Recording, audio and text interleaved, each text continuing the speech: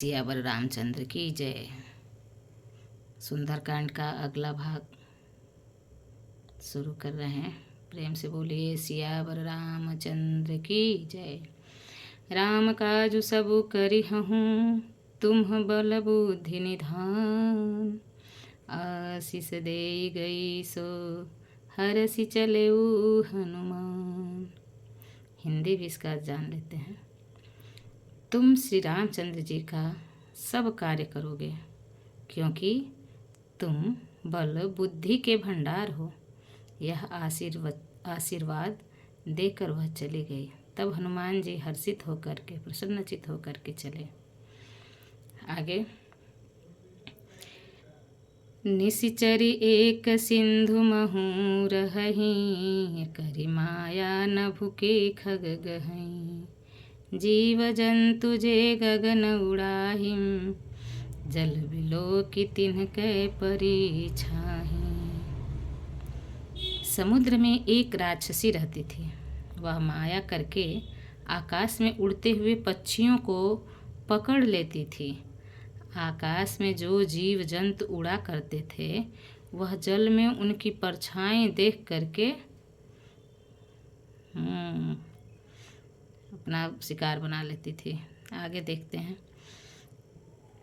गहई छाह सक सो न उड़ाई। एहि विधि सदा गगन चर खाई। सोई छल हनुमान कह किन्हा। तासु कपटु कपि तुरत ही चिन्हा। यानी उस परछाई को पकड़ लेती थी जिससे वे उड़ नहीं सकते थे और जल में गिर पड़ते थे। इस प्रकार वह सदा आकाश में उड़ने वाले जीवों को खाया करती थी। उसने वही छल हनुमान जी से भी किया। हनुमान जी ने तुरंत ही उसका कपट पहचान लिया।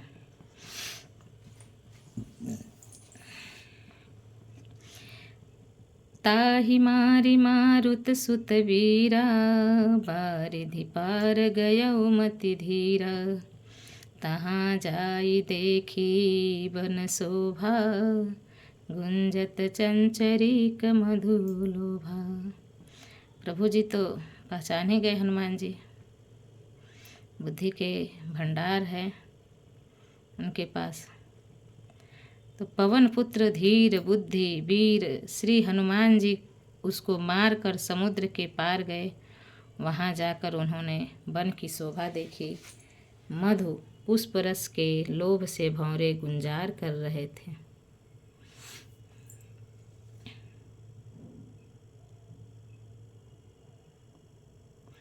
आगे, नाना तरु फल फूल सुहाए। खग मृग वृंद देखी मन भाए। शैल विशाल देखी एक आगे। तापर धाई चढ़े उभय त्यागे।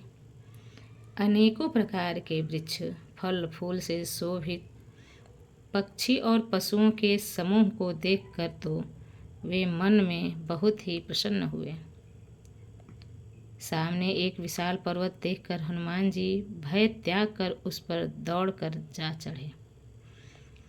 उमा न कछु कपि कै अधिकाई। प्रभु प्रताप जो कालहि खाई। गिरि पर चढ़ी लंका तेहि देखी। कही न जाई अति दुर्ग विशेषी। यानी शिव जी कहते हैं कि हे उमा, इसमें वानर हनुमान की कुछ बड़ाई नहीं है। यह प्रभु का प्रताप है जो काल को भी खा जाता है।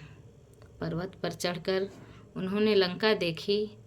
बहुत ही बड़ा किला है, कुछ कहा नहीं जाता।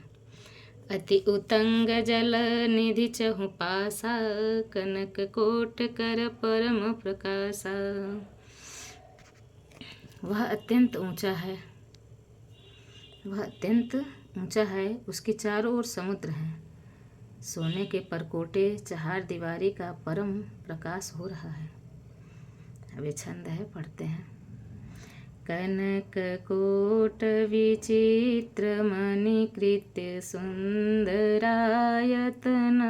घना चौहट हाट सुबट वीथि चारुपुर बहुविध बना गजबाजी खच्चर निकर पदचर रथ बरूथनि को गने बहुरूप निशिचर जूथयति बल सेन बरनत नहीं बने। यानी विचित्र मणियों से जड़ा हुआ सोने का परकोटा है, उसके अंदर बहुत से सुंदर सुंदर घर हैं, चौराहे बाजार सुंदर मार्ग और गलियां हैं। सुंदर नगर बहुत प्रकार से सजा हुआ है। हाथी घोड़े खच्चरों के समूह तथा पैदल और रथों के समूहों को कौन गिन सकता है। अनेक रूपों के राक्षसों के दल हैं, उनकी अत्यंत बलवती सेना वर्णन करते नहीं बनती।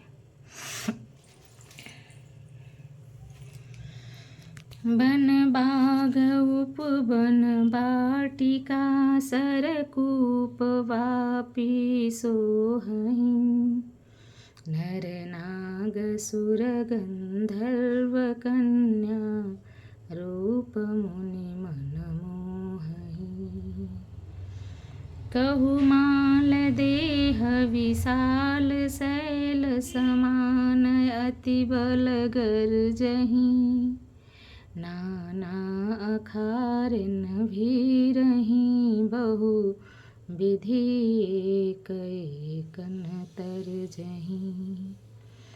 वन बाग उपवन यानी बगीचे फुलवाड़ी तालाब कुएं और बावलियाँ सुशोभित हैं। मनुष्य नाग देवताओं और गंधर्वों की कन्याएं अपने सौंदर्य से मुनियों के भी मनों को मोह लेती हैं।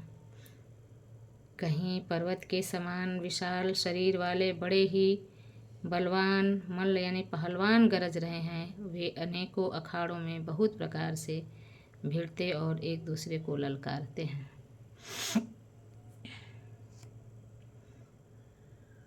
करी जतन भट कोटिन्ह विकट तन नगर चहुदिशि रक्षहीं कहु महिष मानुष धेनु खर अज खल निशाचर भक्षहीं एहि लागी तुलसीदास इनकी कथा कछु एक है कहीं रघुवीर सर तीरथ शरीरनि त्यागी गति पै सही।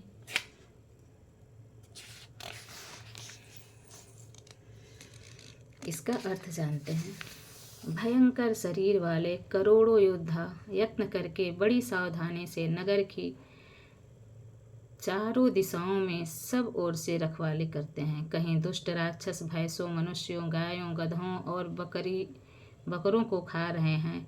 तुलसीदास ने इनकी कथा इसलिए कुछ थोड़ी सी कही है कि ये निश्चय ही श्री रामचंद्र जी के बाण रूपी तीर्थ में शरीर को त्याग कर परम गति पावेंगे। जय सिया राम। पुर रखवारे देखी बहु कपि मन किन्ह विचार अति लघु रूप धरो निशि नगर करो पैसार सियावर रामचंद्र की जय सुत हनुमान की जय मंगल भवनय मंगल हारी उमा सहित जहि जपत पुरारी। नगर के बहुसंख्यक रखवालों को देखकर हनुमान जी ने मन में विचार किया कि अत्यंत छोटा रूप धरूं और रात के समय नगर में प्रवेश करूं। बोलिए प्रेम से सियावर रामचंद्र की जय पवन सुत हनुमान की जय। अगले दिन पढ़ा जाएगा। जय श्री राम जय सिया राम।